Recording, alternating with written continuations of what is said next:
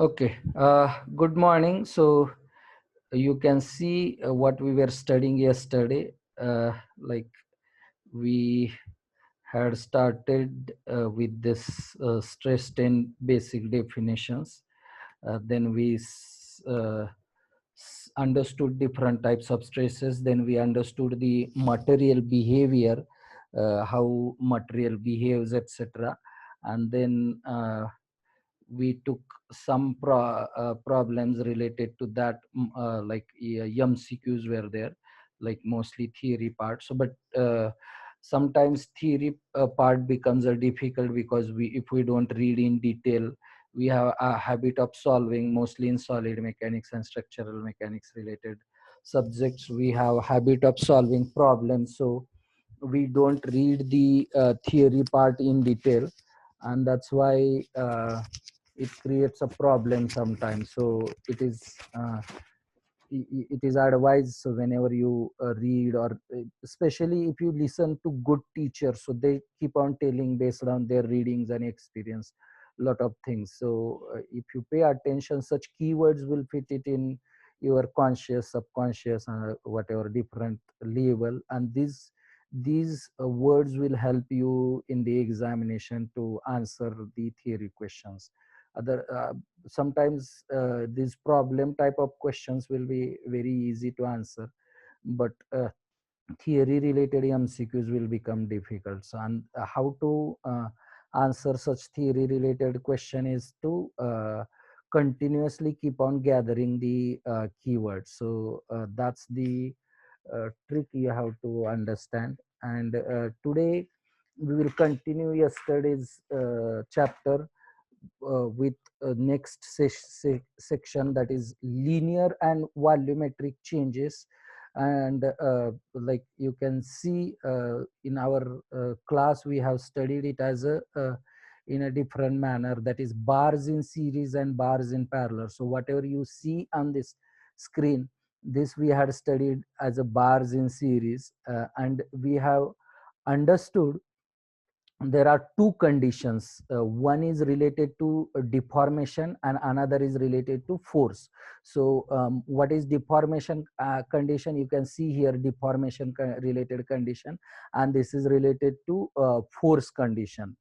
So and also you need to know the basic formula, that is change in length with respect to forces, PL by AE, and then Hooke's law, sigma is equal to E epsilon, and force stress is equal to axial stress is equal to force per unit cross sectional area. But basically you need, when there is a bars in series, the bars are connected one after another, that is called as a bars in series. And in bars in series there will be one displacement condition you have to remember. So you have to compare the two types. One is bars in series and bars in parallel. Now what you see on the screen is called as a bars in series. So when bars are in series one after another, the change in length gets added, and this forces at, you have to cut this wherever there is a shape change or wherever you are interested. You have to cut that section, and you have to introduce the condition of equilibrium, that is summation of FH is equal to 0. At each section you will have to introduce the equilibrium condition. And it is very easy. Some students find it difficult. Out of these three rods, if you see here, you get easily answer of two rods of end two rods. The answer of this middle rod is a little difficult. Otherwise this rod and this rod, answer, that is rod number 1 and rod number 3, it is very easy, because whatever end forces are there, if this side P1 is there, blindly you apply this side P1, because unless until P1 is equilibriumed by another P1, this body will not remain in equilibrium. And similarly, if you see this side here, something wrong they have done. Actually it should be P4. So P4, when you apply this is wrong here, P4, and this side equilibrium should be formed by P4, and then remaining forces has to be adjusted here. So that's how it comes. Then we will take examples. Simple, very simple example is here. If you can see this example, uh, that is a steel cable of 2 centimeter diameter is used to lift a load of 500 pi kg, given that is Young's modulus value is given and length of cable is given and elongation of cable due to load is asked. It's a very simple problem. So that is del L is equal to PL by AE, and you have to substitute all these values and get the answer. You may say, sir, why such simple question, whether such exam questions come in the exam? Yes, in the competitive exams like MPSC, UPSC, such simple question may be asked because you have to remember the syllabus of whole 4 year and little bit advanced syllabus also. And by the time you complete your graduation and join for preparation of such preparation of such examinations, you may forget and from the second year, and that's why such questions at that time you may find it difficult. So such questions may be asked. Okay, next question is of bars in series. So here you can see two bars are there one after another. So if you can see here, a mild bar of 40 centimeter long lengths apart in AB and BC. The bar AB and BC each of 20 centimeter. It is loaded as shown in figure. Ratio of stresses sigma 1 and sigma 2 in part BC. So a little twisting will happen as compared to what you have seen in the classroom. So here what you have to do is you have to find out the forces in each bar. So now if you see in this bar directly it is P2 force, whereas in this bar there is a how will you see equilibrium will be this side, so it will be P1 plus P2. So one side it is P in the this bar it is P2, whereas in this bar it will be P1 and P2. So these forces calculation becomes important, and P1 and P2 both are 1000 kg. So if you see in the AB bar it is 1000 plus 1000 2000 divided by cross sectional area, a diameter is 2 centimeter square, so you get sigma AB. Similarly sigma BC, force upon cross sectional area, force in this case is just P2, P2 is 1000 kg, and then divided by cross sectional area, and that is pi by 4d square, and you get sigma AB, sigma BC, and what is question is ratio of sigma 1 and sigma 2. So if you see this ratio of sigma 1 and sigma 2 comes out as a 0.5. Let's go to the next question. Yesterday also we have seen this is related to bar, circular bar uniformly varying. So you should note some of the formulas, like here you know del L is equal to PL by AE. So PL is already there, E is also there. Equivalent area equivalent formula you will have to remember. So in this case area equivalent formula is pi d1 d2 by 4. So yesterday we have seen that formula, that is substituted, that gives us a change in length. And here very typical question is asked. So what is asked is if you average it, so what is given, the bar diameter is varying from 2d to d. So at one end diameter is 2d, another end diameter is d, and then if you average out, average diameter will come as a 2d by d, it is 1.5.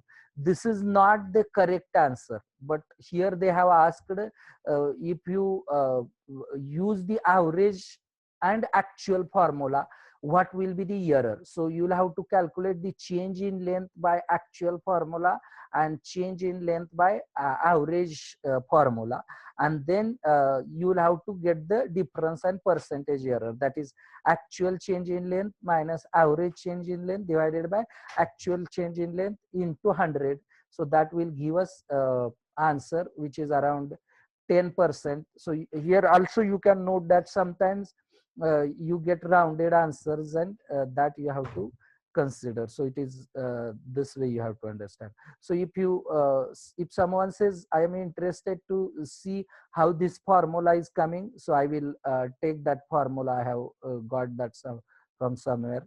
So you can see how it is done is you have to take a small cut section dx, and then E area is calculated, and same change in length formula is applied, that is for the length of dx, and then it is integrated, and you will get the then finally formula, that is change in length is equal to 4pl by pi e d1 d2. So that's how you will have to remember some of the advanced formulas, and that's why I will advise to make a notebook, a separate notebook, where chapter wise some of the advanced formula which you have not studied in the university setup, university examination. As we discussed for university examination setup, our interest is that most of the students should pass, whereas in the competitive exam session, people, the examiner conducting, they have to filter out people.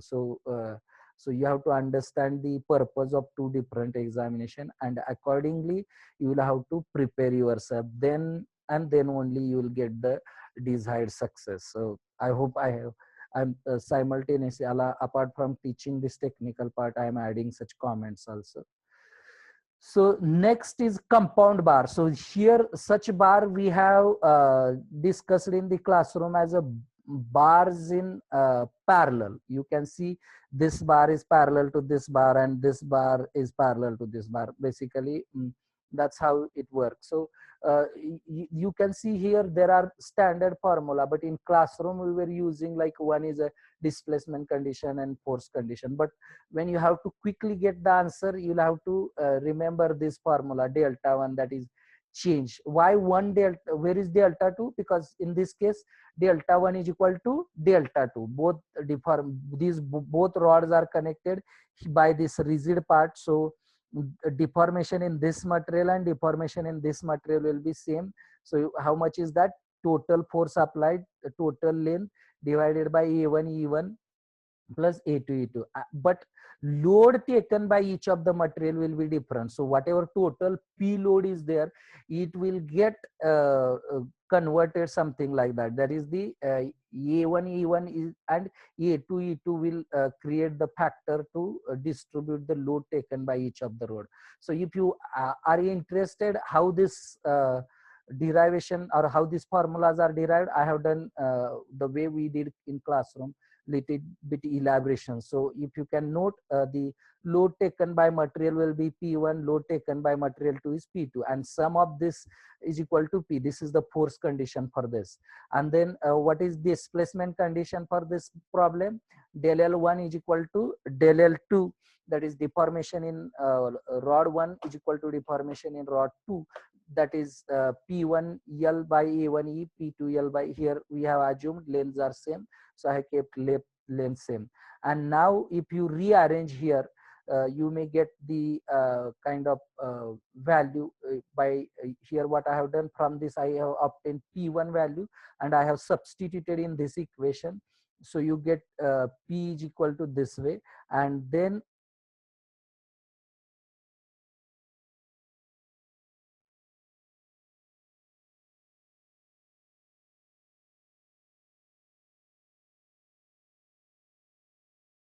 okay, and then you can note here, it is coming, you if you take this A2, E2 will go up and this down, so that's how you will get this formula. So this such standard new formulas you should remember, because you will not, you will have very short time in the examination. And you may say, sir, is it possible to mug up? No. So is it possible to remember? Yes. So how to remember? You have to understand such background and how these formulas are coming. Once you derive quickly, because now you are entering in third year, so you have another fairly 1.5 year.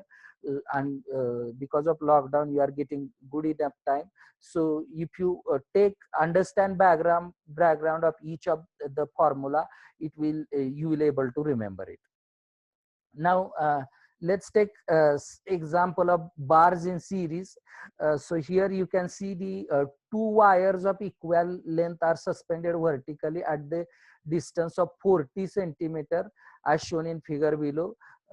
Their upper ends are fixed at the ceiling while the lower ends supports rigid horizontal bar which carries a central load of 1 ton. So it is applied 1 ton load between the wires. Details of the wires are given here, and then it is asked the ratio of elongation of two wires. So here there is a trick. If you can see, derivation is done here, del L1 and del L2, and answers are calculated. But if you can understand from the fundamental where we have solved here earlier, when bars are in parallel, I said what is the condition? Both the deformations are del 1 and del 2 are equal. Del L1 and del L2 are equal. And so without even doing calculation also, you know del L1 equal to del L2, and then ratio will come as a 1. So I intentionally they have made a problem as a very big, but answer you should get in 10 seconds if you know the fundamentals clearly. So because this both the rods should simultaneously deform, and that's how, and it is also again centrally done. So that's what you have to remember. Okay, next, this is a different case. This is a bars in parallel, but one end of the rigid part is hinged. In this case, how do we take the condition? We take this, for example, here it is given. Deformation condition is del C divided by this length and del B divided by this horizontal total length. That is the this deformation is equal to length of this point from the hinged part. This deformation is equal to sorry, we take del C by L is equal to del V by 2L. So you have to take kind of trigonometric relation to get this relation. Earlier case, both the rods were parallel and they were deforming equally, so that's why directly it was del L1 equal to del L2. But in this case, what you have to remember is del L1 divided by H1 is equal to del L2 divided by H2. What is H1? H1 is the distance of first rod from the hinge, and the del 2 H2 is distance of second rod from the hinge. That's how deformation changes. And here you cannot apply the summation of Fv is equal to 0. You may ask, sir, whether this condition is not valid. Yes, that is valid, but it will not be useful. Why? Because the some contribution of the vertical load will be taken by the hinge, and that's why we will not able to know the force P1, or maybe another if it is connected P2. So that's why here what force condition you have to apply is summation of movement at hinged part is equal to 0. You should not use summation of Fv is equal to 0, but you have to use summation of. Now this problem is simple. How they have made complicated for the competitive exam is by adding this spring.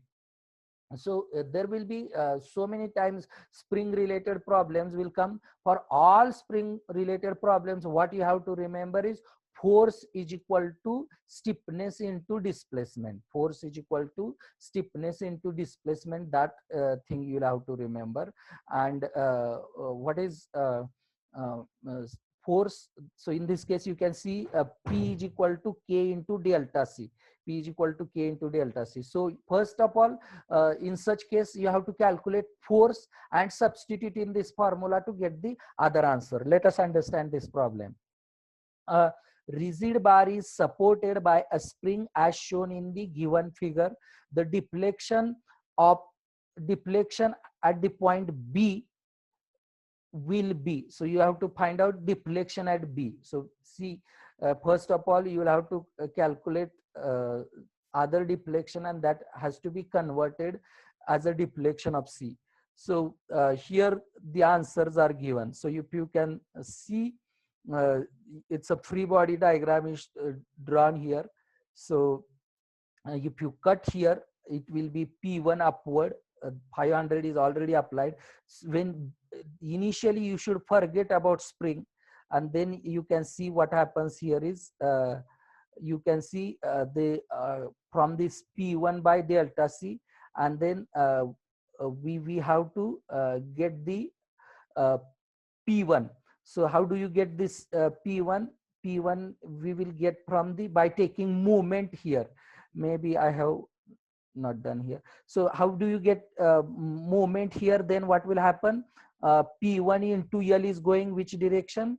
Anti-clockwise, whereas 500 into 2L is going clockwise, and that's why you will see that P1 will be nothing but 1000. P1 will come as 1000. So first we have calculated P1. Once again I will repeat, how do you calculate P1? By taking movement summation of M at A is equal to 0.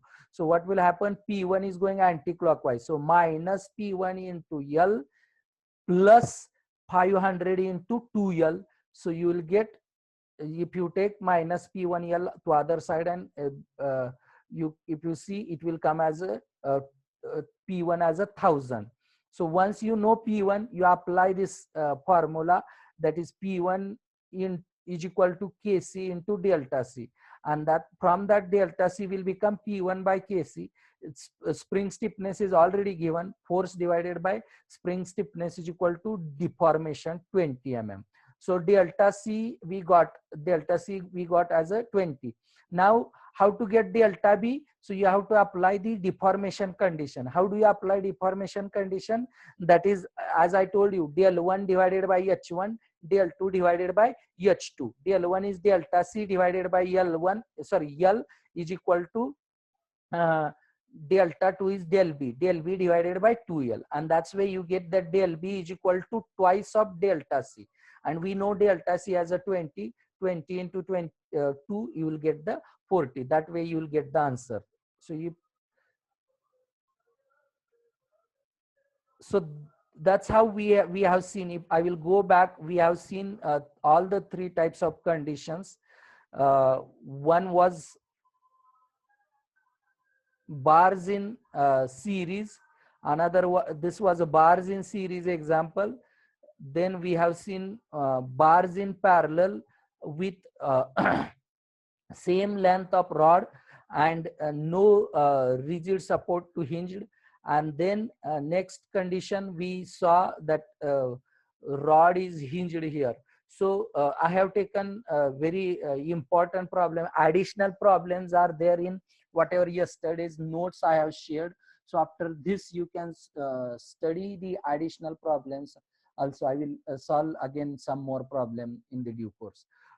One more part which was removed from the your syllabus is energy, that is strain energy, as I discussed, and related to that some more question will be asked, that is elongation of the bar due to self weight. So you can see here the elongation of the bar due to self weight. If the bar is what you call, if bar is uniform in shape, it will come as a WL by 2AE. You can directly remember the formula, or you can derive this from PL by AE. Deflection is equal to PL by AE, where P becomes W by 2, that is weight of the average weight of the rod, and then other quantities are same.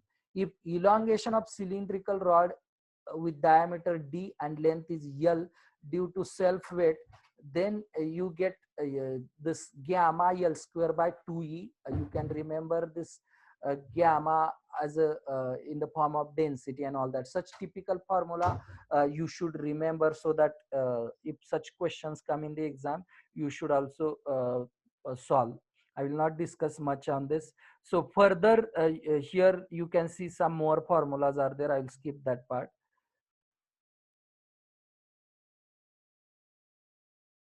yesterday's some part here it is added in the sequence, that is volumetric strain.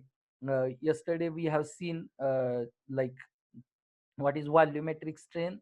If you take a rectangular bar, it will be epsilon L plus epsilon D plus epsilon B. What is epsilon N? L, that is change in length by original length. What is epsilon D? Change in diameter by original diameter, and change in breadth by original breadth. This is for the rectangular bar. Similarly, you will get this expression for the cylindrical bar and sphere. Cylindrical bar, you can see x and y directions are both diameter only, because this is a circular part. X direction will be d and y direction will be d, and along the z direction there will be length. So instead of this expression, it gets converted. Whereas a sphere, in all the three direction, it will be diameter only, and that's why it will be 3 into epsilon d. This formulas are also important. And then you can see for the plate, such example may be asked. Here one example we can see: a thin circular plate of radius r and thickness t is subjected to radial stress of sigma throughout the circumference. Unit volume change of the entire plate is. So you can see epsilon x, epsilon y, and epsilon z. So this is a plane stress problem. So you have to understand from the Poisson's effect, how do you calculate this. So in this case, you can see this is sigma x by e, sigma y by e, minus mu into sigma y by e, and minus sigma z by e, where sigma z here in this case is not there, because it is what kind of stress is applied? Radial. In z direction, stress is not applied. That's why sigma z by e is not there. So and then sigma x and sigma y are equal. So you can see sigma x is equal to sigma, and sigma y is equal to again sigma. And that's why sigma x we replace by sigma by e, and minus mu into sigma by e, where sigma z is there. That's why the minus sigma z by e term gets vanished. Similarly, for sigma y, what is the formula? Sigma y by e minus sigma x by e, minus mu into sigma x by e, minus mu into sigma z by e. Again, in this case, sigma z is not there. That's why that term is not coming. What is sigma y? Sigma y is again sigma. That's why sigma by e. And again sigma. What is sigma x? That is again sigma. So that's why this term will come. You got sigma x, sigma y. What is sigma z? Sigma z start, sorry, epsilon z start with sigma z by e, but you know sigma z is 0.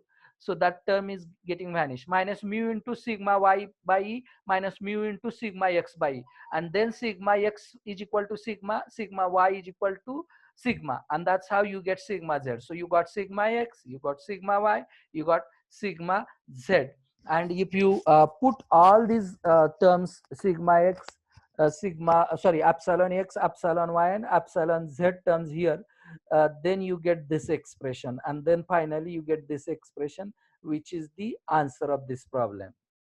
So I hope you you may say, sir, why you are not going slow. Some of my friends were asking me, you should use chalkboard approach and keep on teaching. So I'm intentionally introducing to this different approach, where you have to pay lot of attention. One second, you have to go back and read this thing again and again. Then only you will able to practice. Then only you will able to practice. That's what you have to understand.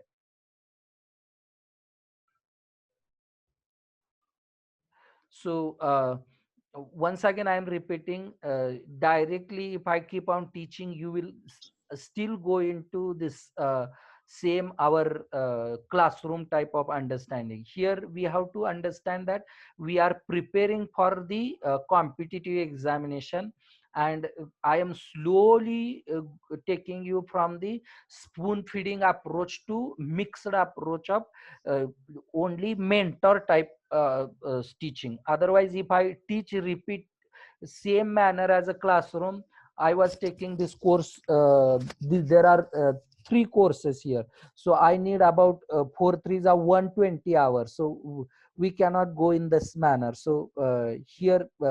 please get adapted with this stuff. Okay.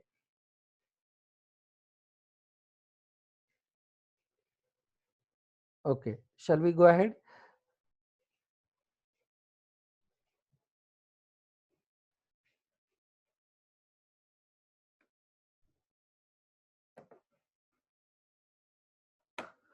Okay, next problem uh, is of steel rod. So if you can see, a steel rod of 2 centimeter square area and 1 centimeter in height is subjected to pull of 40,000 Newton if Young's modulus is 20. It's a very simple, del L is equal to PL by AE type of answer. So if you can see, del L is equal to PL by AE, and if you substitute P is equal to 40,000, L is nothing but 1 meter, and 1 meter has to be converted into what you call mm, and a cross sectional area is given 2 centimeter square becomes 2 square and Young's modulus. So that way you get answer in the answer in So let's go to next. This side questions are there. Elongation of bar due to its own weight. Elongation of bar due to its own weight. You have seen the formula. What was the formula? um, it was PL by AE, and in that weight has to be added as a W by 2. So I guess yes, so many friends are giving correct answer. So that is the answer, that is WL by 2AE. WL by 2AE.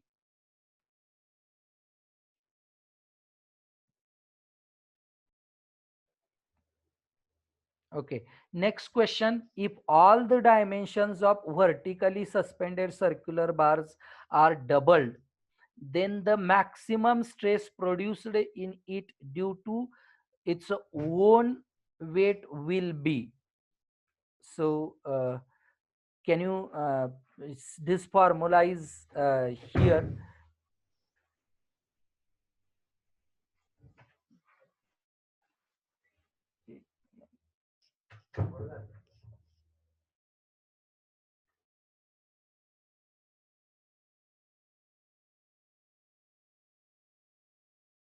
So if all the formulas are here, you can check the dimensions are doubled, means what will happen? Weight will get doubled. Length is doubled, it is 2L will be there. And then you can see what else will be there.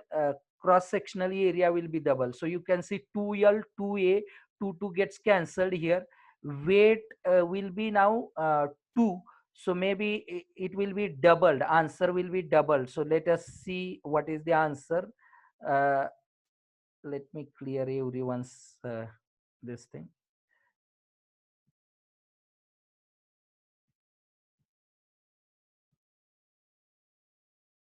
So answer is to be doubled is the correct answer. So you can derive by substituting here in this formula. Okay, let's go to the next part. That is, if all the dimensions of vertically suspended circular bars are doubled and cross section may area is made half.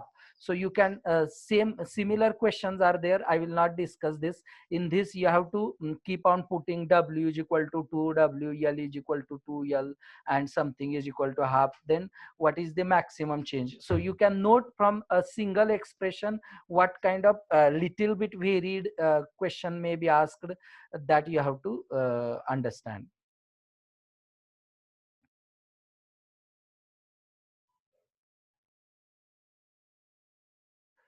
Let me go to next slide. Okay.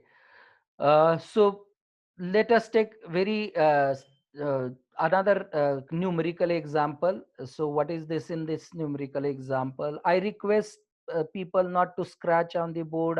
Otherwise I will have to block your annotation. Maybe yesterday I got complaints from students that let me block them. I request please not to scratch on this board.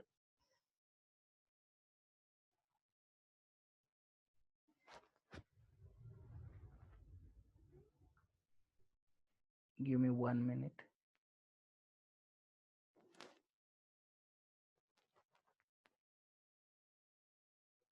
I'm now blocking, so you'll not able to respond because I thought it let us make it interactive, but some people are creating noise. So let me clear it. Okay, so let us go to this example. What is, though example looks a very difficult, answer is very simple. I will take 1 or 2 minute pause. So when you pause is given, you can take pen and paper and you can try to solve this example. A plate of 1 centimeter thick and 5 centimeter wide has a rivet hole of diameter 1 centimeter as shown in figure. It is subjected to a load of 1000 Newton. The maximum tensile stress in the plate is approximately how much? So that is the question. So you can you answer? Can you do think, give thinking? It's not important that you get the answer, but it's important that you start thinking in that direction. It is not it doesn't matter whether you make mistakes or something like that. So here we are not judging how you are doing, but you should focus on your own learning.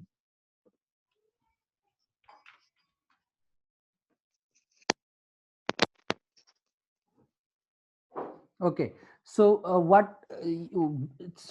if you have guessed where will be the maximum area, sorry, maximum stress, where there is a minimum cross sectional area. Very simple, force divided by cross sectional area. And where is a minimum cross sectional area? At this location, where the diameter of the bar is more, where the diameter of the bar is more. So if you can see here, um, some student.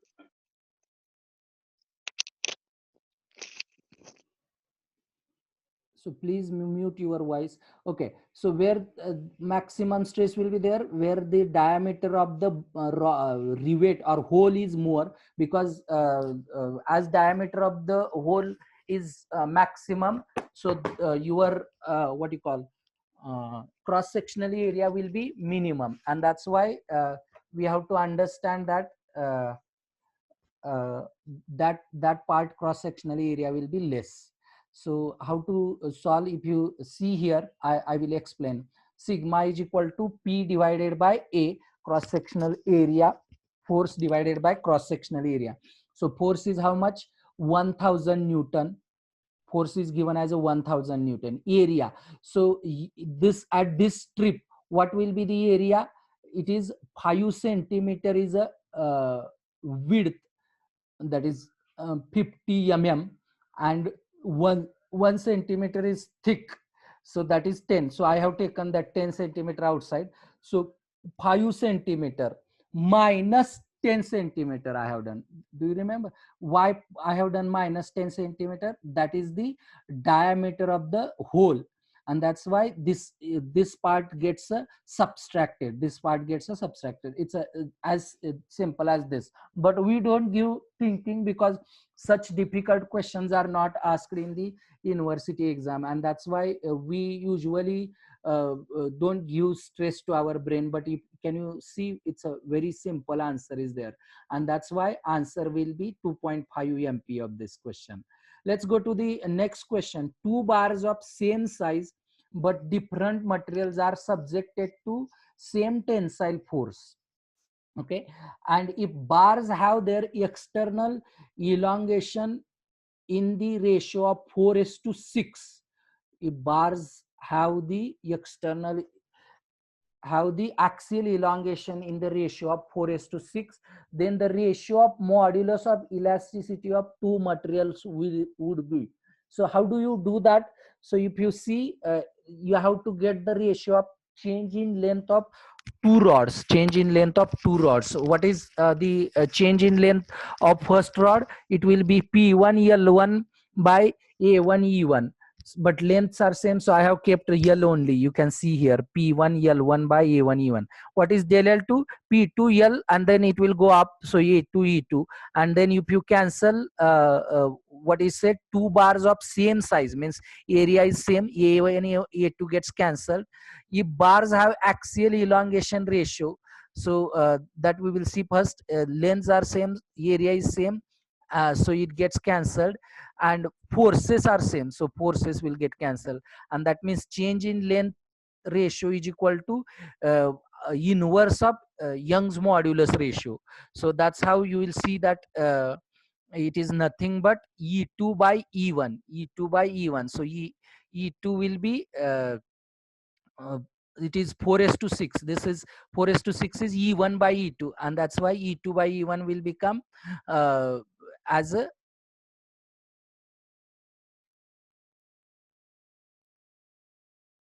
it should be 6, 4s, E2 by E1 should be 6 by 4, correct, it will be 6 by 4. So this is how you'll have to derive from the small expressions. So if you read the same problem again and again, then you will get in this competitive exam. You might have noticed that we are they are not asking the difficult or long 1-2 page derivation type of question, or the problems which are taking 10-15 minutes, etc. They are very simple. But only thing is they are very tricky. Unless until you your brain start thinking in a different manner, you will not able to answer these questions. You will not able to answer this question. That's what is the tricky part. Let's go to the next question here. So what is this? Axial motion, axial movement of the bottom surface of the compound bar is loaded as shown in figure. So here the deformation of this part is asked. It's a very simple. Again, it's an example of bars in series. So how do you solve this bars in series example? So it is whatever formula you have seen, standard formula. Del L, change in length, is equal to, what is that? P1 L1 by A1 E1, and then P2 L2. I have missed a notation. P2 L2 by A2 E2. And if you see the P1 is nothing but 3P. So because 2P, in this case 2P plus P, opposite will generated in this rod, force generated will be 3P. And cross sectional area of this rod will be 2A. And in this case the force generated will be P, and cross sectional area is A. And if you substitute, you will get that as a 2.5 PL by AE.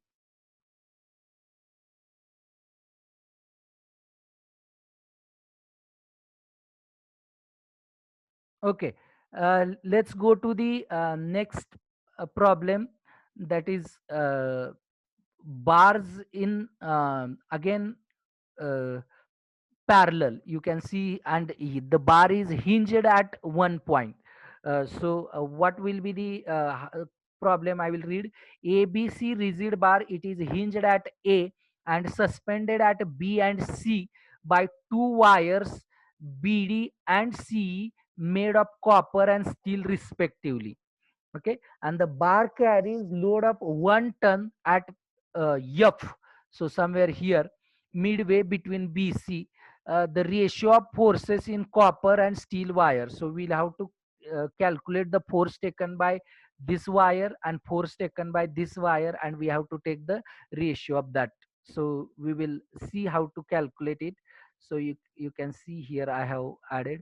Uh, if you see, first of all we'll have to apply del C. Where is del C? Change in length here, divided by this sorry, del C is this, copper rod is this one, and steel rod is this. So del C, deformation in copper rod will be deformation divided by 1 meter length from hinge, and this EC part is nothing but steel wire. So del S by 2, because why 2? This is 1 plus 1, 2 meter length from the hinged part. So again I'm repeating del C by 1, because what is formula for this deformation condition?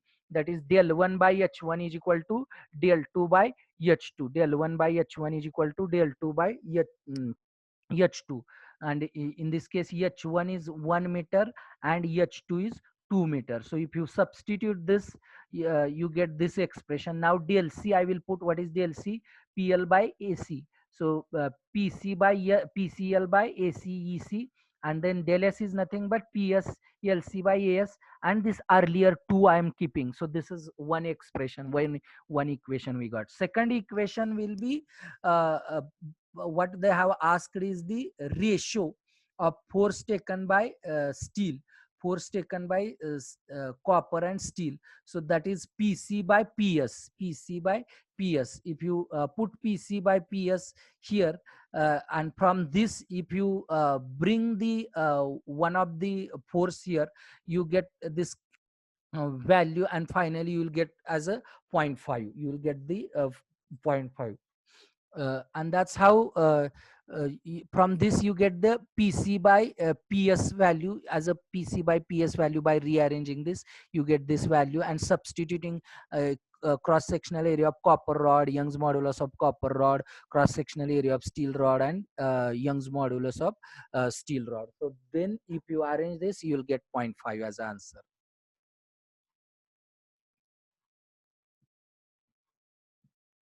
Okay, next problem.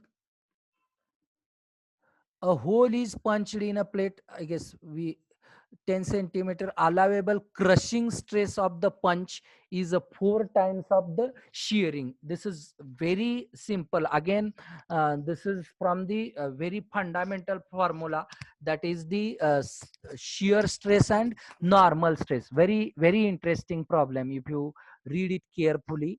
What is we have to use the crushing strength. What is crushing strength? Crushing strength is nothing but axial stress generated, that is force upon cross sectional area. And then shearing stress, again force upon cross sectional area, but here what you have to use is the cross sectional area will be along the plane. So if you see here, what is from this I can write it in mathematical. Sigma is crushing strength and tau is a shearing. And that's why what is formula for sigma, that is like a normal stress, p divided by ac. What is ac? I'm saying cross sectional area, and here 4 times it is said. If you read this expression, it is said 4 times. That's why this force is 4 is coming. And then 4 times p by uh, uh, as. What is as? It is a shear area, that is your when it rod is getting punched. When rod, let me start my camera. Okay, so you imagine this as a plate. Okay, and then I'm pushing this rod, punching with this rod, and when I am punching this, crushing will be done by the surface part. Crushing will be done by surface part. Surface part is nothing but cross sectional area, this front surface part, cross sectional area, and it will be nothing but pi d square. Whereas uh, the shear area will be this area, this circular part, that is peripheral area. And peripheral area, if I expand, it will become like a rectangular area. It will become rectangular area. And can you see, height of this rectangle will be nothing but the height of the plate, whereas this width part is nothing but perimeter of the rod, perimeter of the rod, that is pi d. And that's how you'll have to calculate the shear area. Cross sectional area, I already pi d square by 4. So that's how you'll have to do. So from this expression, p is same, pp gets cancelled, and then it will become 1 by ac is equal to 4 by as. Where what is ac? AC is a cross sectional area, and as is a shear area. And from that you get as is equal to, you bring as here, AC here, as is equal to 4 into AC. And that's how you get as is equal to how, what is that? Shears. I said pi d. Pi d is what? Perimeter. Why pi d is coming? Imagine this as a rod, and I imagine I'm expanding that now peripheral area, so it becomes like a rectangular. This height will be nothing but the height of the rod which gets punched in the plate, and that's why this height is nothing but height of the plate. So that is T, that is thickness of the plate. And this width of this rectangle is nothing but the perimeter of the rod, that is pi d. And that's how you get the shear area. And then cross sectional area is obviously pi d square by 4. And if you do that calculation, you get the answer. So you put finally pi d gets cancelled, 4 get cancelled, and it becomes as a T is equal to D, that is D is equal to T, and answer is 10 mm. Okay, let's go to the next part. Oh, thank you. My house electricity was not. Now I will sit comfortable.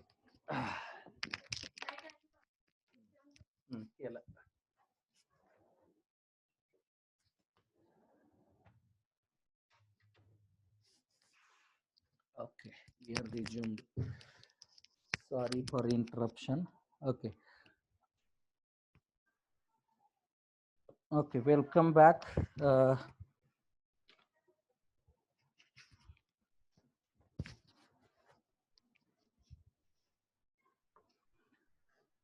Let's continue. Next problem. What is there? So you may notice little bit I'm getting diverted because so many students are coming back because of the internet. They are losing, and then I have to admit them. So you may think why sir is not focusing, but I have to run lot of things here for running lecture. So please bear it in mind. If you have some suggestions, some problem you notice, you keep sending the your in the chat room, or you can unmute your speaker. I have added that. You can, I will get the message. Is it clear?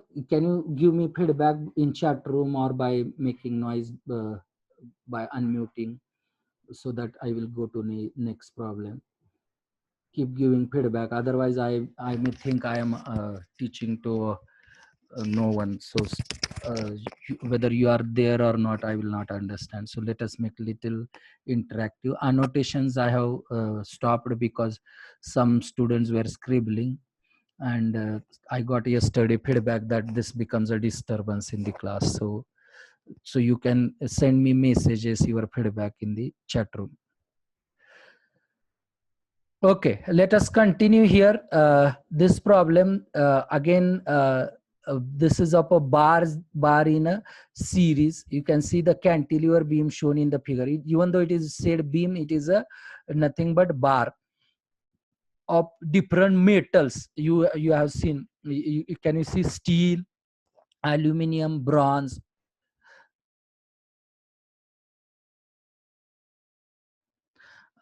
Bronze, and then load, it is strengths are given.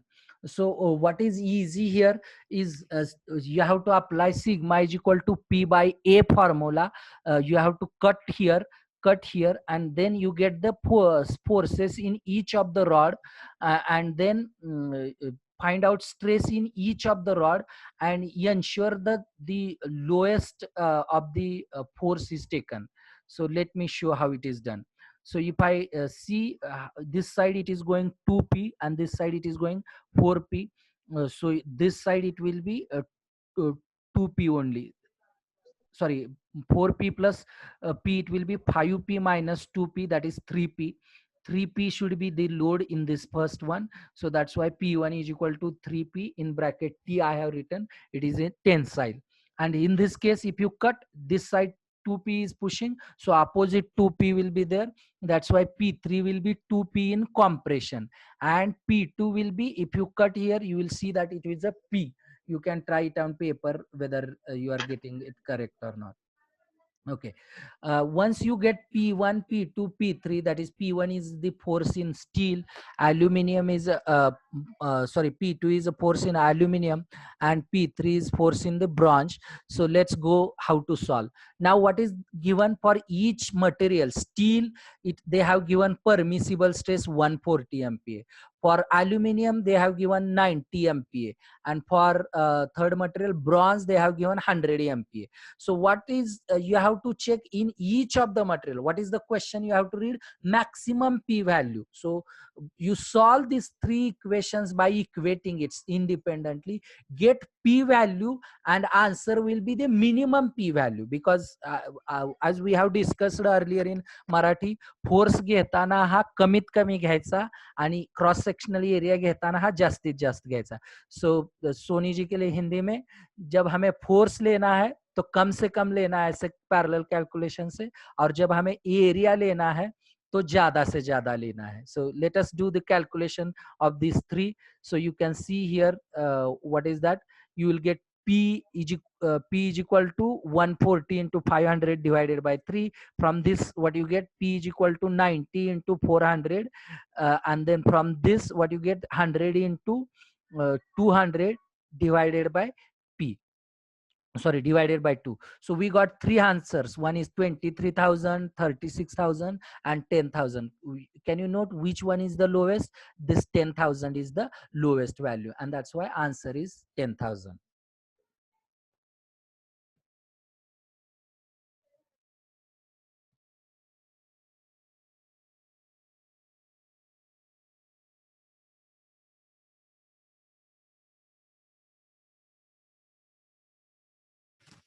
Let me skip this part which we have seen earlier. When I will share PPT, intentionally I have not removed. Detailed calculations are also given here. This problem, very interesting. Think over it. Just give.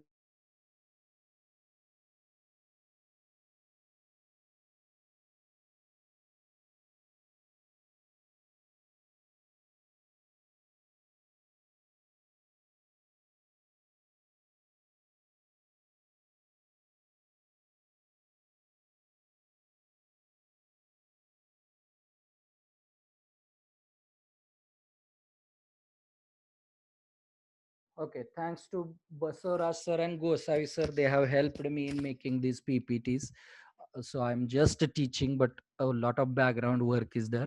So can you see, very interesting problem, the ratio of load shear by AB, so whose length is 2L by 3, and the ratio of force taken by B, sorry, load taken by AB and BC, load shear. So how do we do that?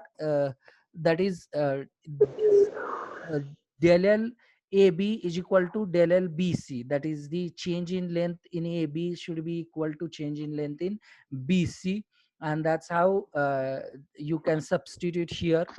That is PAB by LAB, del AB by this thing. Some mistake I find it here.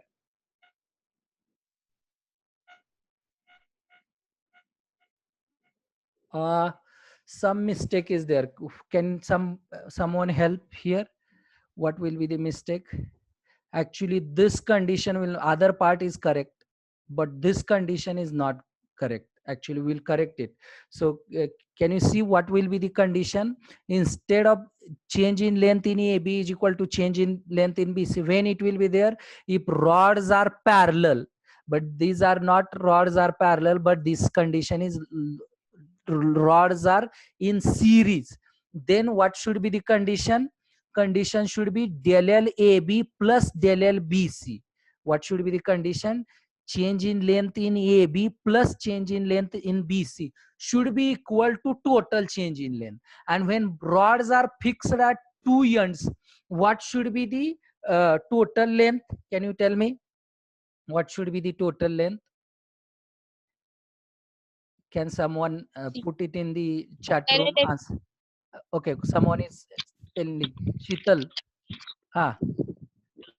Del L AC. Del L AC. Okay. Del L AC. How much it should be? Del L AC should be how much? When rod is fixed. L. Only L. No. Can someone else answer me? 0. Very good. Very good. गौरव साठी कशा टाळ्या वाजवता येतात बघा. तिथल्या तिथे वाजवा म्हणजे आपल्याला correct.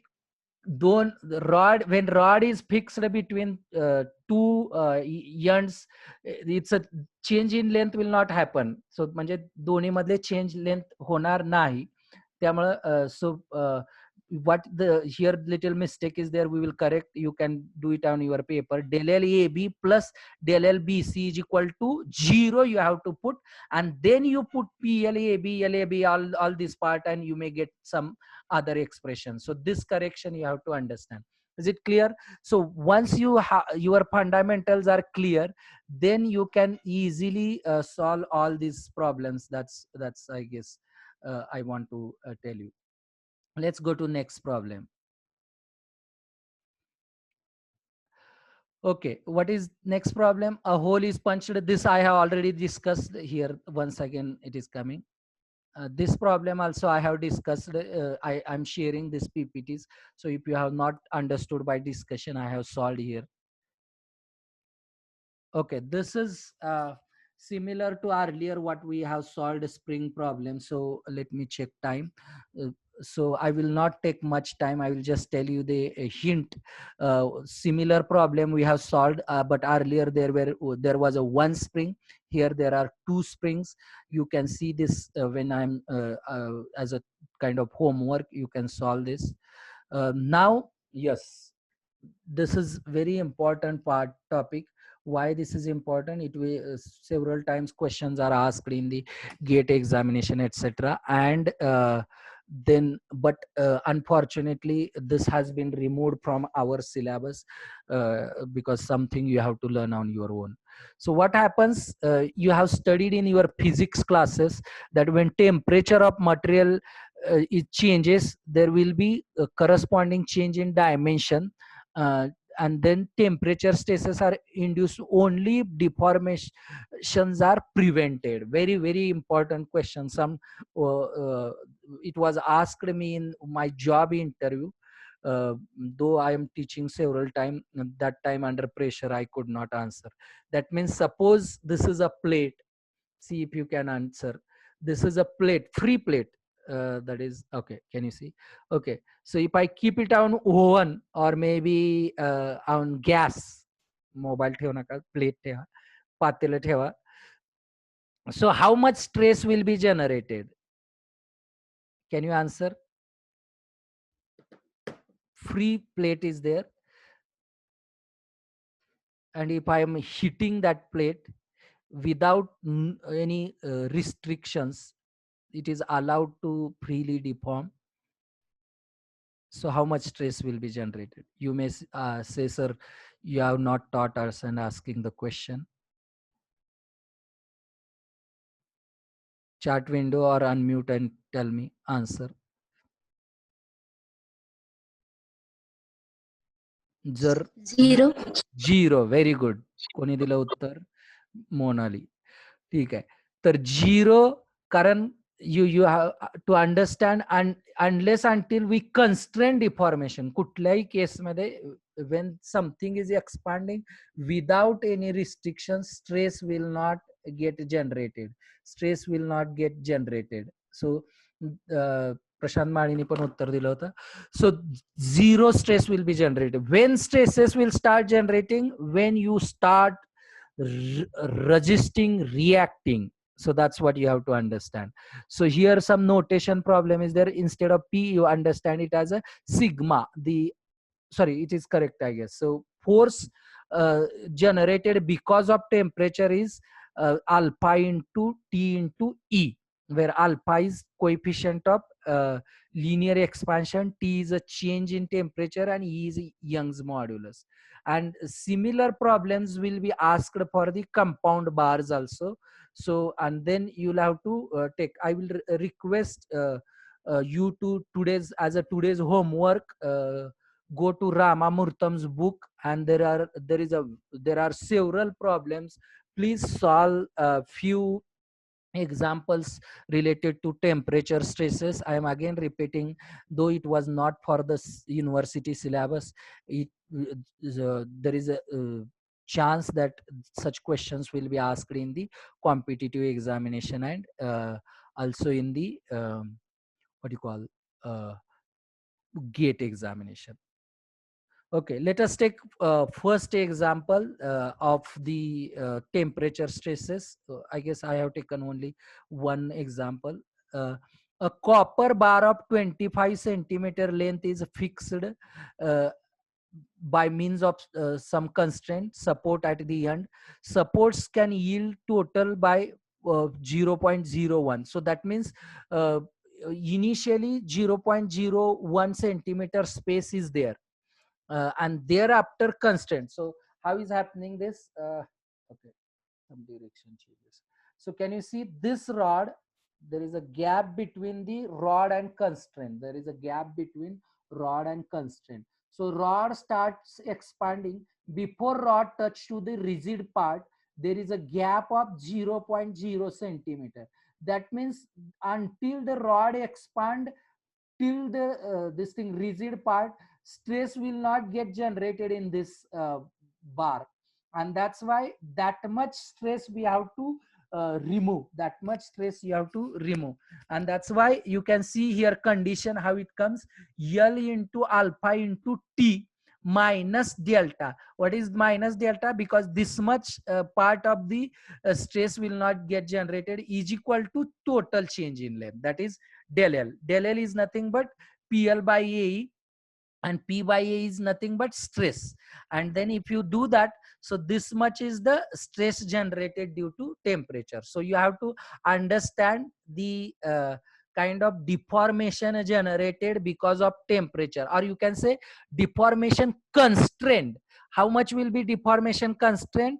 The deformation generated minus, sorry, deformation generated by temperature minus amount of free space available for the expansion. If amount of free space is available for expansion is 0, for example, if you see, if you put instead of 0.0, this part will be equal to 0, is equal to change in length del L. And del L formula we already know, PL by A. That is, you can say equivalent force will be this, or you can say P by E is nothing but sigma, that is sigma L by E, and then you get the temperature stress. So such hoop stress also sometimes will be asked, but I will skip that part. Here whatever I have discussed, another one more example is there. So a similar example here is given for the a straight wire for the temperature stresses. A straight wire of 15-meter long subjected to a tensile stress of this, E is equal to this, alpha is equal to this. The temperature change to produce the same elongation due to 2000 kg per cm square tensile stress due to material. So T is equal to sigma by alpha into E. So we have to calculate the temperature. So you have noticed the formula is equal to sigma is equal to T into alpha into E, and from that you get this. Check this. I will skip this part. Similarly, few more examples are there with simple formula. So whatever we have discussed, this is solved. I'm sharing this. I'm skipping this so that I can start the next chapter. Okay. So here again the temperature stresses compound bar problem will be there. If you can see how it work, I will just give.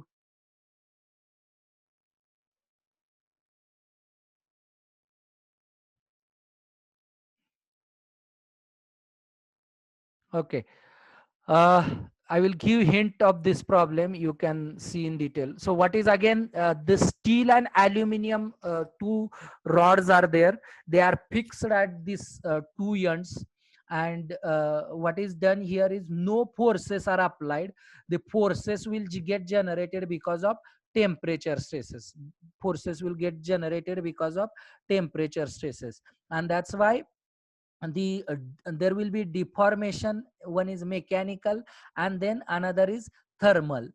Mechanical and thermal, and then the mechanical will be like a because of this steel and aluminum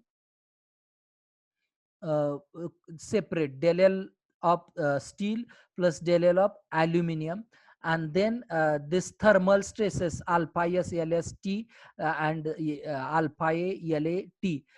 Why t is same? Because it is under same temperature, and if you rearrange you will get this. So you will not understand directly, so I will request this, as this is a new topic, you go to the Ramamurtham's book, read that part, and then maybe once again we will revisit this part. So I'll skip, and maybe I will stop for the first unit, and we are going to start now second unit. Let me see if we can see.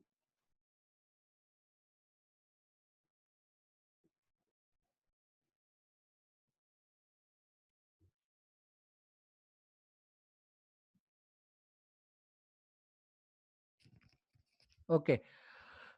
Is it visible? I have started another topic, complex stresses. Can someone give me feedback whether screen is visible? Yes, sir. Okay, thank you, Prashant. So complex stresses and strains. So you have to recall what we have studied in the principal stress problem, and maybe failure of material, etc. So based on that, this problem is there, complex stresses and strains. So let us start. Okay, so this here you can see plane stress and sometimes plane strain. These are two conditions. So you have to understand, it is little difficult to understand, but I will try to explain new concept related to that. What is mean by plane?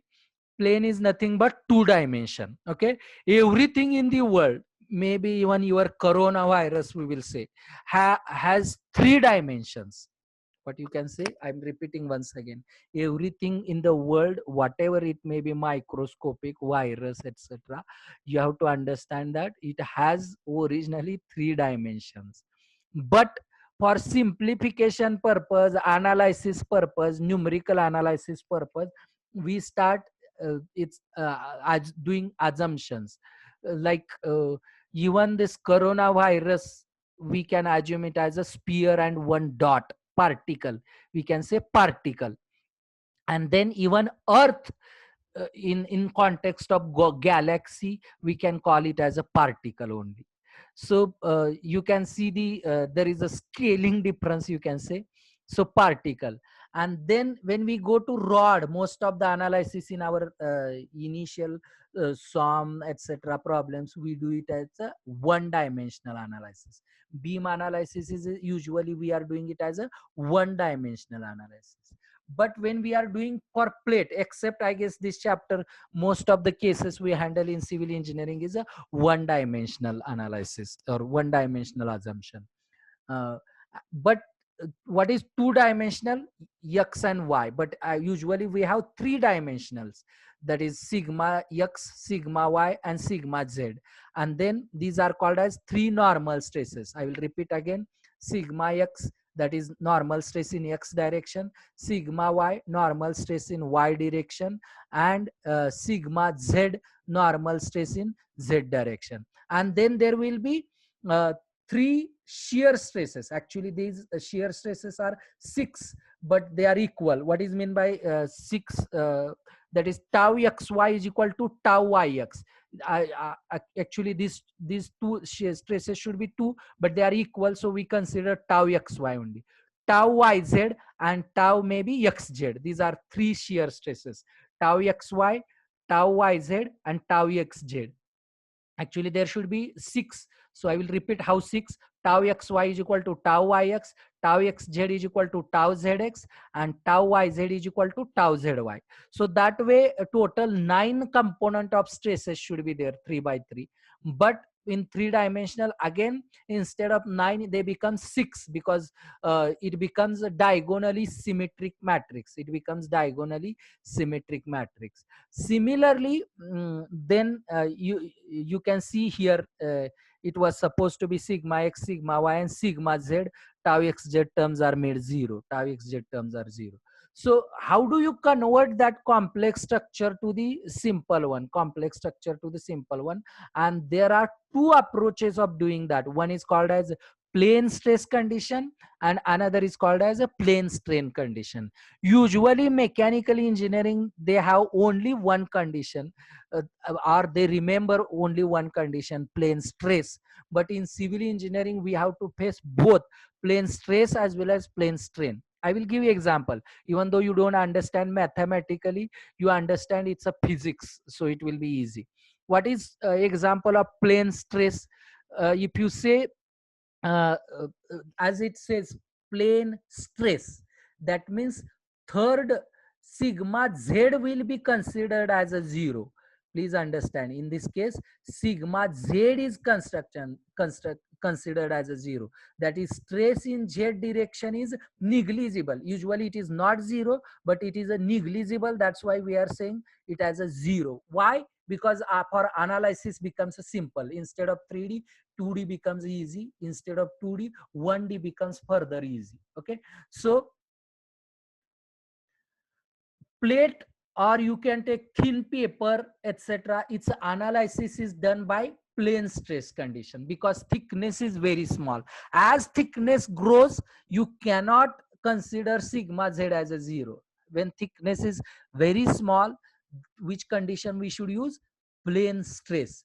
And if as compared to xy direction, in this case as compared to xy direction, z is very small. That's why we are using plane stress condition. What is plane strain condition? As compared to xy direction, as compared to xy direction, z dimension is quite large. Z dimension is quite large. Can you give example in civil engineering where we do two-dimensional analysis? I guess you have studied in, I will give hint, direct and combined stresses chapter was there. Direct and bending stresses, maybe. Yes, ESM2, ESA, structural analysis. Can someone unmute and tell me, or in chat window, example? Plane strain, plane stress, I told plate, thin whichever is thin two-dimensional structures are there, you'll have to apply plane stress. And then how to do, I will explain. Snehal Borade, you want to answer? Example. She has raised her hand. She can answer. Dam, I will give you example of dam. So dam analysis is done by plane strain analysis. Do you remember dam? If you take a cross-sectional area of the dam, so you might have seen the trapezoidal cross-sectional area in the dam analysis. So, but dam length is quite long in kilometers, sometimes 1 kilometer, sometimes 2 kilometer, or maybe 500 meter, etc. So, but in the as compared to the cross-sectional area, length is quite high, quite thick. And that time, in such cases, we use the plane strain analysis, or sometimes we take the what you call some rods, etc. If you take cross-sectional area, it becomes a thin circular element. So what is, in short, how do you remember? Plane stress analysis is nothing but sigma z is neglected, and plane strain analysis is nothing but epsilon z, that is strain in z direction, is neglected. In plane stress, epsilon z may not be zero. Can you see here comparison? Plane stress condition, it is given, these are stresses and these are strain. You can see here epsilon z is not zero. So it starts with sigma z and z related components as zero. This is maybe tau xz, tau yz, and this also tau xz, tau yz. Whereas strain components are not zero. Okay. Similarly, in plane strain condition, it start with strain matrix. In this case, you can see gamma, sorry, epsilon z is becoming zero. Epsilon z is becoming zero, and then tau or this phi yz related terms are becoming 0, whereas sigma z is not 0. That is, in case of plane strain condition, it is quite obvious. For example, in dam, in z direction will be the length of the dam. Whether strain in the stress in the length of the dam will be 0, no. And that's how you get this. So I will not go in much detail. If you are interested, you can study that. Now this part we have already studied, that is stresses on the oblique plane. So what is the formula? If you ignore this, I don't know, little confusion here. So we had remembered it converting from the principal stresses. Actually here something wrong is there in this book, and some books are also getting confused. So here tau xy should not be there. If it is there, it is tau max may be there.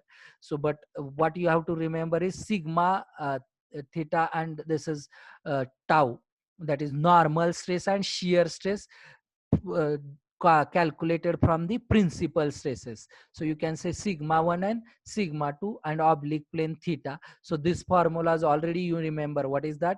Sigma 1 plus sigma 2 by 2 plus sigma 1 minus sigma 2 by 2 into cos 2 theta, and shear stress, it is sigma 1 minus sigma 2 by 2 into sine 2 theta. So I will recommend whatever we have already studied similar from that book, from our book only, same formula you use, so that you will able to recall it. Now you can see comparatively two formulas fortunately we have here.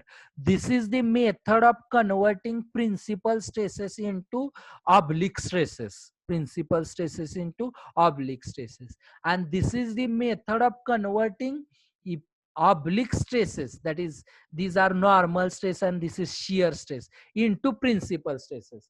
Then question comes, what is principal stress and what is principal plane? Do you remember what is principal stress? Before we define principal stress, we define the principal plane. What is principal plane? Plane.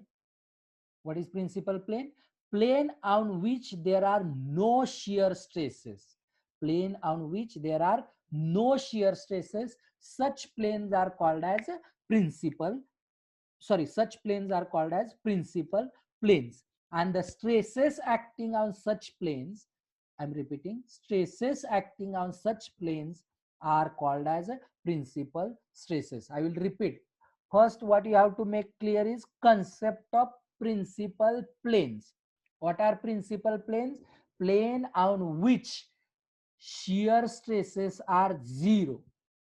So what is given here? There is some block on which, this is maybe block on which there is a some sigma x, sigma y and tau xy shear stresses are acting, and then I have to find out some plane by twisting the oblique plane such that shear stresses will become 0. Why I'm interested in making shear stresses 0? Because such plane will be principal plane, and stresses acting on such planes will be principal stresses. Why are we interested in principal stresses? Some students, some people are not aware even after solving several problems. We had discussed in our class. Can someone unmute and help me so that I will get some half-minute break? Why do you need? So I will give hint of a failure theory chapter. Why do we need principal stresses? Why can't we use directly sigma x, sigma y and tau xy? Or norm, these are sigma x, sigma y are called as normal stresses and tau xy are called as shear stress. Why don't we use directly normal stresses and shear stress? Why do we need to convert normal stresses to principal stresses? That is the question. So in such classes, we are not interested in solving problem or in a day how many problems are solved. It is important to raise our understanding level. Don't, when you are studying on your own also, you give stress in that direction, not that you have solved today I solved 100 problems. That's not important. Important is how many new concepts you study. Anyone? का principal stresses normal stresses आणि shear stress directly घेऊन आपण failure काढू शकत नाही का? आपण लक्षात, we have one more hint I will give. Bending, beam bending stresses we had, beam shear stresses we had, torsion stresses we had, and in that case we had converted them into principal stresses.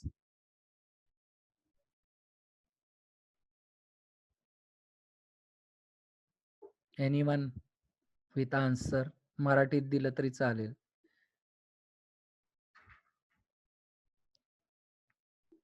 आहेत का सगळे जेवायला बसलेत?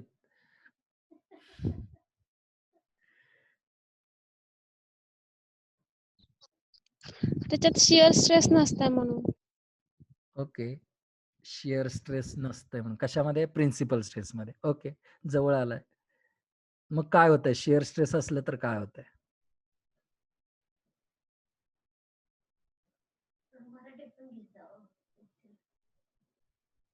ठीक है madam, मला hint देता है थोड़ा मराठी. आमच्या सोनी जी को समझ में नहीं आता है तो बीच बीच में, सोनी जी बीच बीच में थोड़ा मराठी बोलता हो.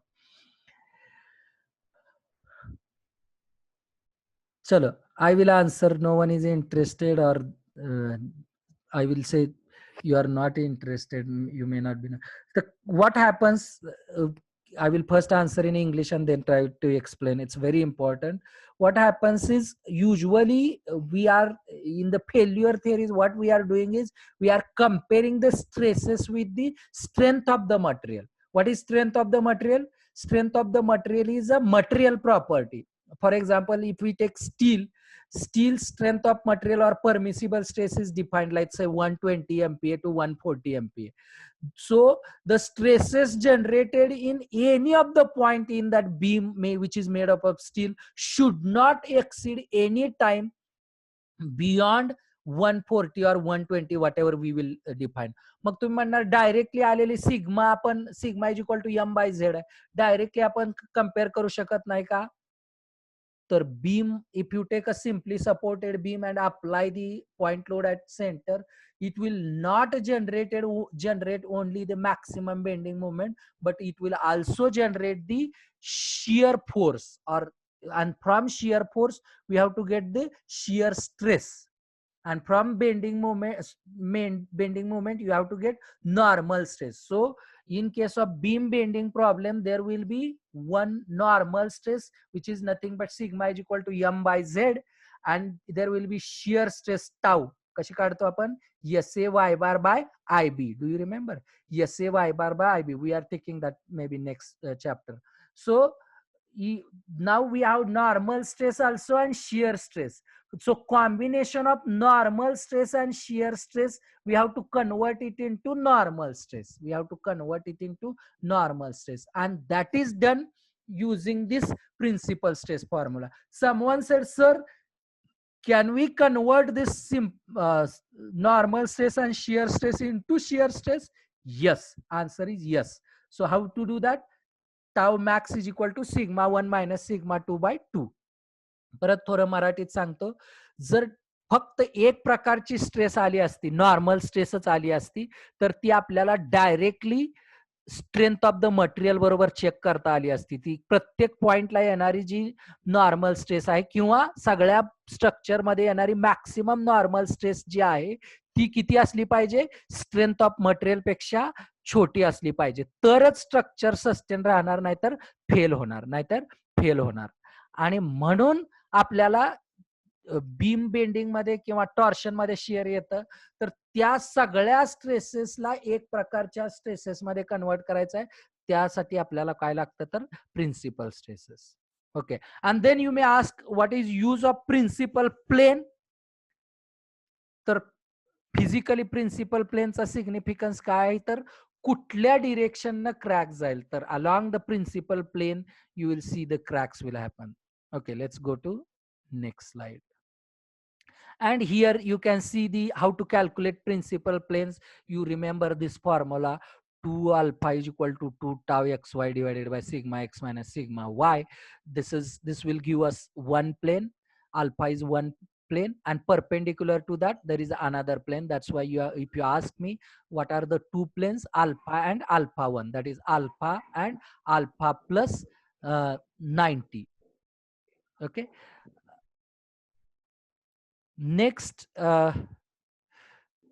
you can see tau max. Tau max formula is sigma 1 minus sigma 2, and you should also remember direct formula. uh, how to do remember the direct formula? In the direct formula also required to save the time.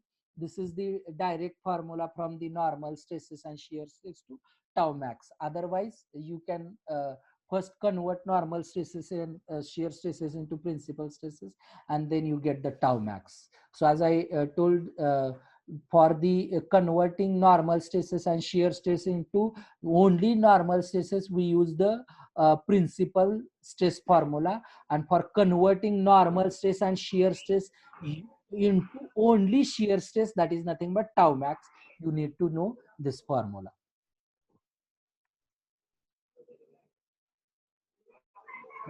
Let's go to further where this tau max act. I hope you remember where does the tau max act. This alpha plus 45 degree plane or alpha plus 135. What I have done, perpendicular to that 45 plus 90, it is coming as a 135. So if you remember, there are two different angles. Don't get confused. These angles are nothing but, this alpha and alpha 1s are nothing but the planes on which principal stresses are acting. Alpha plus 45 and alpha plus 45 are the planes on which tau max is acting, right? So let us go ahead. Okay, let's take one now. Based on this formula only, there will be repeated examples. So whatever we have 20 minutes, we will take practice, and today we will close second unit also, and tomorrow we will take shear force and bending moment related problems. Okay, at a point on a surface of generator shaft, please understand, sometimes they may not give directly the problems. They may give such a text form of problems. You should be able to convert. In our university setup, we were getting ready problems, but in the competitive exam you may not get ready problem. They may be given in the text form. You should be able to convert them. At a point on the surface of a generator shaft, the stresses are sigma x is equal to minus 500. Someone, those who join again, please mute. It gets disturbance here. Otherwise I have to go back, close presentation and mute. So please take care of that part. So whenever you rejoin, it should mute. I'm doing, but still sometimes.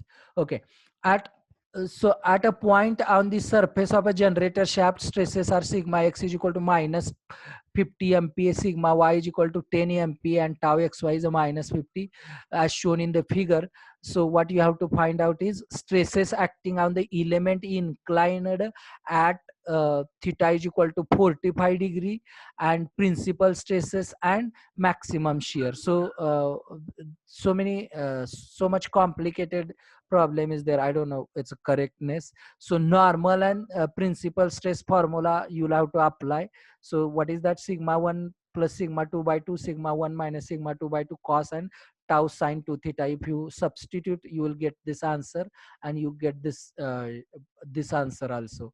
And in case of principal stress, you have to apply this only. This is taken, convert it into sigma 1 and sigma 2, you get this answer. So here, there in this single example, you will understand the difference of stress in the oblique and principal stress. So what is the stress in oblique plane? The angle other than I guess 90 and 180 will be oblique plane, whereas the angle 90 degree and 180 degree will be nothing but that will be the principal planes. So you can see we have used this formula and you get this sigma 1 and sigma 2. Then you get principal planes by this formula, and then you here you instead of using sigma 1 minus sigma 2 by 2, same answer you will get 30 minus of minus 70, that is 30 plus 70, 100 by 2 is 50. Or you can use also the direct formula. Mohr circle, I don't know, new syllabus, this part was missed, but lot of problems are there on Mohr circle. Maybe someone should note down some of the things which I have skipped after covering. Whatever idea of these lectures was, you should not get stress of learning new things, but whatever you have studied in the class, it's advanced thing should be taught. So I'm just introducing what is new thing which is not in the syllabus, but it will be asked in the exam. Mohr circle. So I will give you homework to study this Mohr circle. There may be problems on the Mohr circle uh, to get the answer. So I will skip that part. The stress trajectories. So sometimes MCQs will be asked on the stress trajectories. Very important point. What are the stress trajectories? These are the lines connected to the same values of principal stresses. So we will read stress trajectories are the curve that are given directions of principal stresses along the beam. So there are two systems of principal trajectories: principal tensile stress trajectories and principal compressive stress trajectories. You can say minor and major. One is tensile and one is compressive. You can see the for the simply supported beam the trajectories will be different, and for the cantilever beam these trajectories will be different. So you may say, sir, how these stress trajectories are coming? So you can remember, if I cut, let us say this simply supported beam, if I cut beam here, what will be there? There will be two types of force component. One is shear force and another is bending moment at this location. Let me keep mouse here. Okay. And what do you do using the shear force? You calculate shear stress. How do you calculate shear stress? Tau is equal to SA y bar by IB. And how do you calculate normal stress? It will be M by Z. So now you know tau, you know sigma. What is sigma? Normal stress. What is tau? Shear stress. Using this normal stress and shear stress, you convert it into principal stress. So how do you convert into principal stress? You convert it into principal stress using the formula sigma 1 comma 2 is equal to sigma x plus sigma y by 2 plus minus under root sigma x minus sigma y by 2 bracket square plus tau xy square. And in this sigma y you make it as a 0 and put sigma x here, and then you get sigma 1 and sigma 2. Sigma 1 may be tensile and sigma 2 may be compressive. And then at each of the location you will have different values of sigma x and tau xy. And if you put each of these values, you will get this principal stresses. And if you start connecting it, so you will get such curve that is called as a stress trajectories.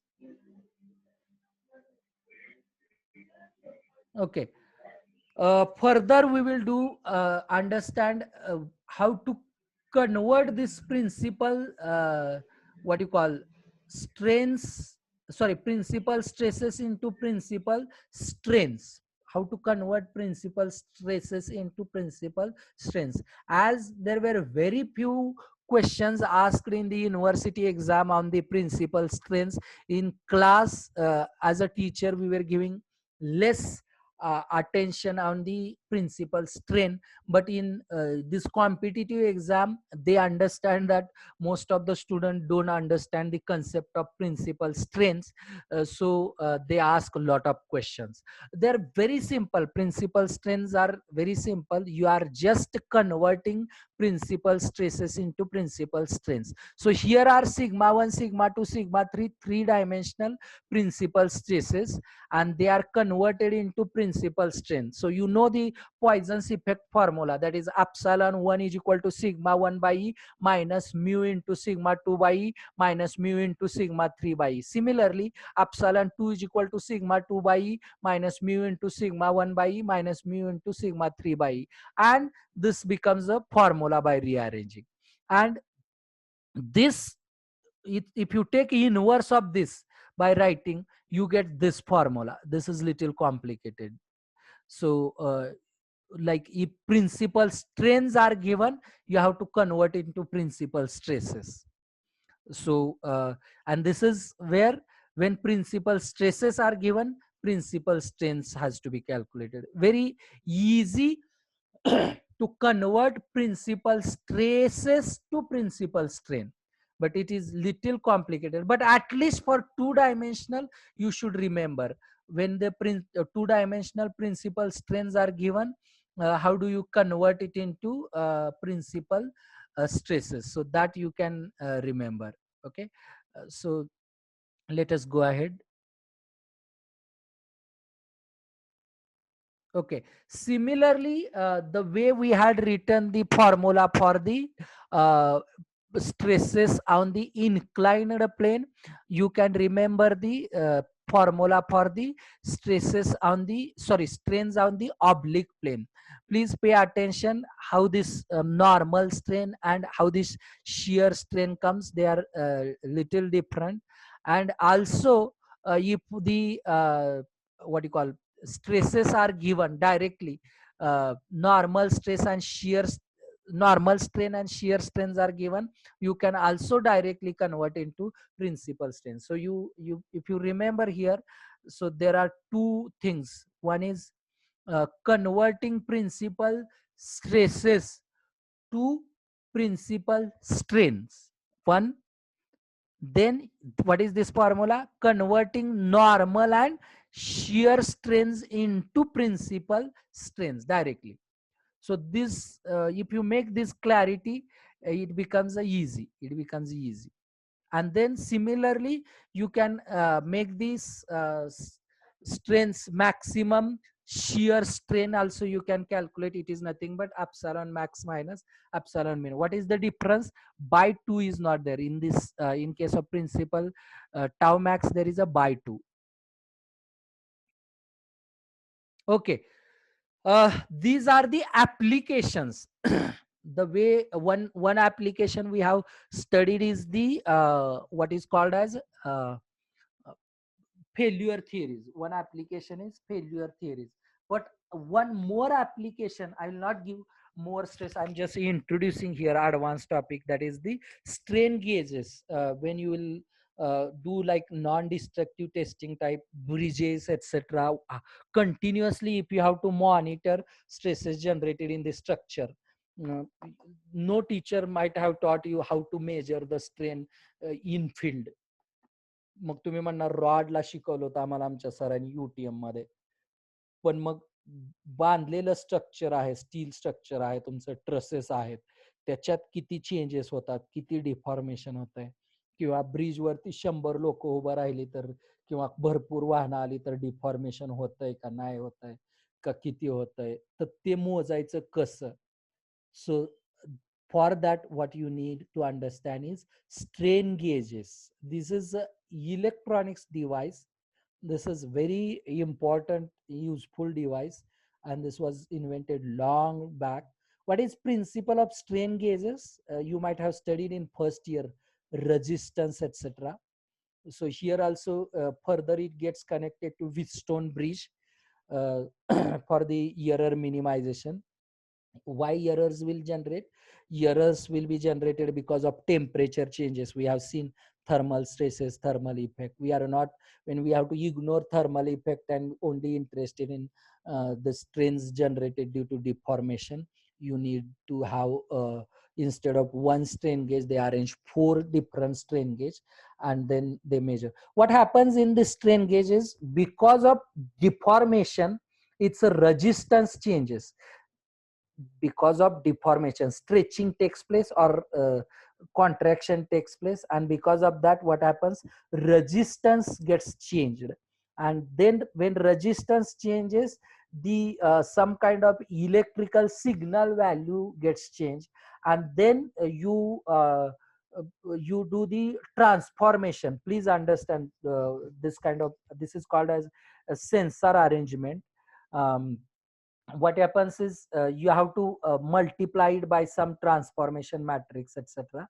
Like if you assume 1 volt is equal to zero point 0.1 as a strain, then what will happen, 2 volt will become zero point 0.2 strain, likewise it happens. So, and then how do you connect, if you forget the electronics part, let's go to the our engineering part or civil engineering part specifically.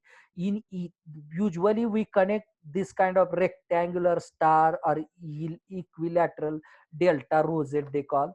Three strain gauges are used because we have to measure in a plane three strains. What are those?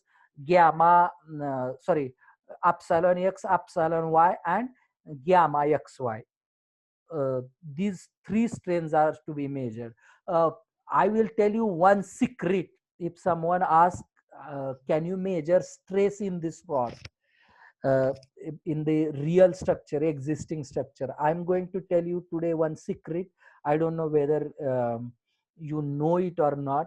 In the world, nowhere there is a device, I'm repeating, in the world there is a nowhere a device to measure stresses. What is meaning of that? You must measure strains first. No one can measure the stresses first. Strains has to be measured, then only we can convert that strains into stresses by maybe Hooke's law. That sigma, simple example is sigma is equal to epsilon uh, x, or whatever in case of 3D just now we have shown you this relation of converting stresses into strain, sorry, this one, strains into stresses.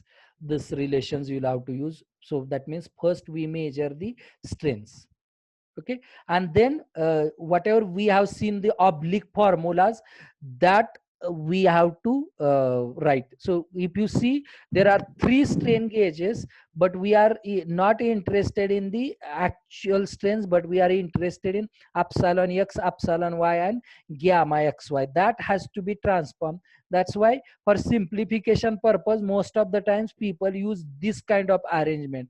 What happens, theta becomes, theta 1 becomes 0, theta 2 becomes 45, and theta 3 becomes 90, and that's why you get the simplified values. That is, strain in this one 0 degree, that is this one, will be directly epsilon x. Strain in this strain gauge will be directly epsilon y, and strain in this 45 is little complicated, and from that you have to get converted, that is becomes a gamma xy or phi xy, whatever it is.